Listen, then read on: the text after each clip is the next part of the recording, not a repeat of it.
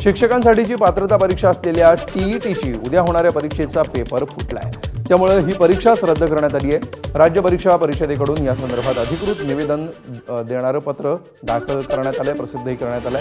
देशामध्ये नीट नंतर पुन्हा एकदा महत्त्वाच्या परीक्षेचा पेपर फुटलाय, त्यामुळे लोकांमध्ये संतापाचं वातावरण आहे। टीईटी परीक्षेचा पेपर हा ठाणे जिल्ह्यातल्या भिवंडीमधून फुटलाय आणि तो नेमका कोणत्या यंत्रणेद्वारे फुटला हे अद्याप कळू शकलेलं नाही। ठाण्यातल्या भिवंडीतून टीईटी परीक्षेचा पेपर फुटला। या प्रकरणामध्ये महत्त्वाची कारवाई करत भिवंडीतील कोनगाव पोलिसांनी 3 संशयितांना ताब्यात घेतले। कोनगावमधील डायमंड हॉटेलमध्ये पेपरफुटी प्रकरणातील संशयित थांबले असल्याची गुप्त माहिती पोलिसांना मिळाली होती। त्यानुसार कोनगाव पोलिसांचं पथक हॉटेलमध्ये दाखल झालं, मात्र पोलीस पोहोचण्यापूर्वीच संशयित तिथून पसार झाले होते। यानंतर पोलिसांनी तपासाची चक्र वेगानं फिरवत सहार विमानतळ परिसरातून 3 संशयितांना ताब्यात घेतलं। ताब्यात घेतलेल्या संशयित आरोपींकडून टीईटी परीक्षेच्या प्रश्नपत्रिकेतील प्रश्न आढळून आल्याची माहिती समोर आली आहे। पोलिसांनी 3 आरोपींना पुढील चौकशीसाठी भिवंडीत आणलंय। त्यांच्या विरोधात कोनगाव पोलीस ठाण्यामध्ये गुन्हा दाखल करण्याची प्रक्रिया सुरू आहे। 4 पेपर जे मिळाले होते ते शिक्षण विभागाचे वरिष्ठ अधिकारी यांना तत्काळ संपर्क करण्यात आला आणि त्यांच्याकडून व्हेरीफाय केलं। त्यांनी पण त्यांची जी सिस्टम आहे, SOP आहे, त्याप्रमाणे हे पेपर जे होते ते त्यांनी व्हेरीफाय केले आणि असं आढळलं की उद्या जी पेपर होणार आहे त्या परीक्षेला येणारे हेच पेपर असल्याने खात्री पटली। त्यामुळे आम्ही 3 लोकांच्या विरोधात गुन्हा दाखल केलेला आहे। त्यांच्या अंगझडतीमध्ये उद्या होणाऱ्या परीक्षेला जे पेपर येणार होते ते पेपर आम्ही जप्त केलेला आहे। शिक्षक पात्रता परीक्षेचा पेपर लीक होणं हा अत्यंत गंभीर विषय आहे। अशा घटना याआधी घडल्या होत्या, त्यामध्ये शिक्षण विभागाचे अधिकारी दोषी आढळले, मात्र पुढे त्यांच्यावर काहीच कारवाई झाली नाही। मात्र यावर्षी परत पेपर लीक झाला, याची कसून मकोका अंतर्गत कारवाई व्हायला पाहिजे अशी मागणी माजी शिक्षक आमदार आणि महाराष्ट्र राज्य शिक्षक परिषदेचे कार्याध्यक्ष नागो गाणार यांनी केली आहे। मागणी करतो की मकोका कायद्याचा वापर करून शिक्षण क्षेत्रातील भ्रष्टाचारावर पायबंद घाला। शिक्षण क्षेत्रातील भ्रष्टाचार संपुष्टात आला। पेपर फुटी प्रकरणात सुद्धा जे जबाबदार असतील त्यांच्यावर मकोका लावला पाहिजे।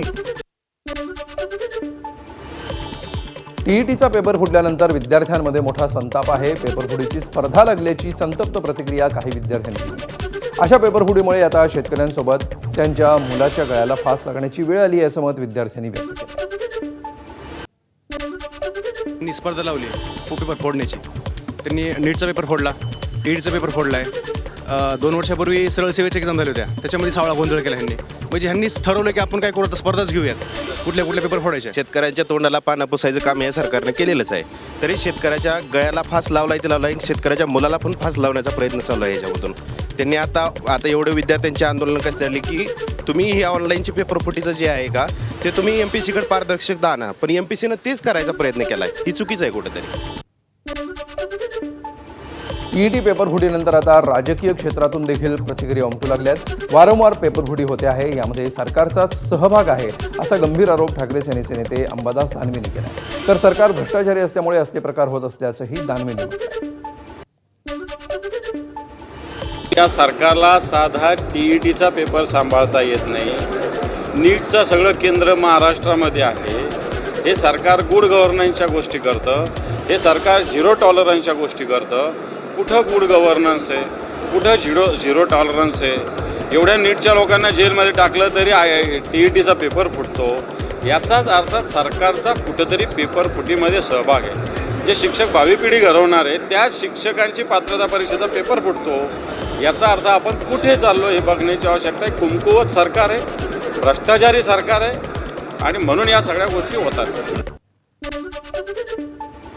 टीईटी घोटाळ्यावर राष्ट्रवादीचे आमदार रोहित पवार यांनी सरकारला धारेवर धरलंय। या घोटाळ्यामध्ये सरकारमधील जबाबदार नेत्यांनी राजीनामा द्यावा अशी मागणी त्यांनी केली आहे। 4 लाख विद्यार्थ्यांच्या भवितव्याची परीक्षा, त्याचा पेपर फुटणं दुर्दैवी आहे असं रोहित पवारांनी म्हटलंय।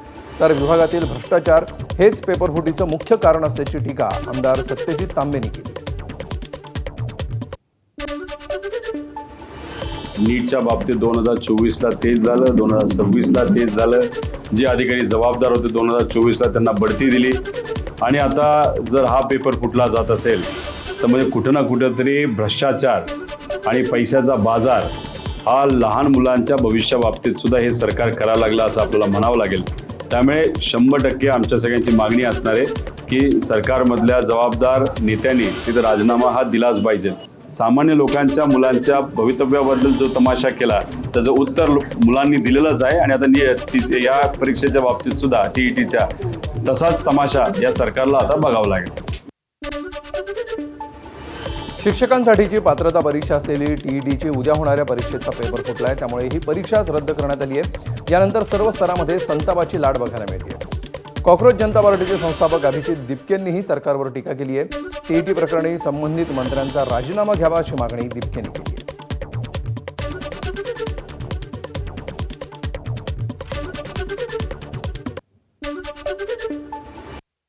मागणार का राजीनामा मागणार महाराष्ट्र सरकारमधील कोणत्या मंत्री? राजीनामा झालेच पाहिजे. राजीनामा झालेच पाहिजे. कसं काय यांच्याकडून पेपर लीक होतात? यांच्याकडून दुसऱ्या गोष्टी लीक न होत. त्यांच्या स्वतःचे जे आमदार खासदार आहेत हे बरोबर यांच्याकडून सिक्युअर राहतात. इलेक्ट्रोल बॉन्ड यांची लीक नाही होत. सुप्रीम कोर्टमध्ये मागत राहिले लोक इलेक्ट्रोल बॉन्डची माहिती द्या. तिथं काहीच लीक होत नाही. पण पेपर म्हणले की यांचे लीक होत जातात.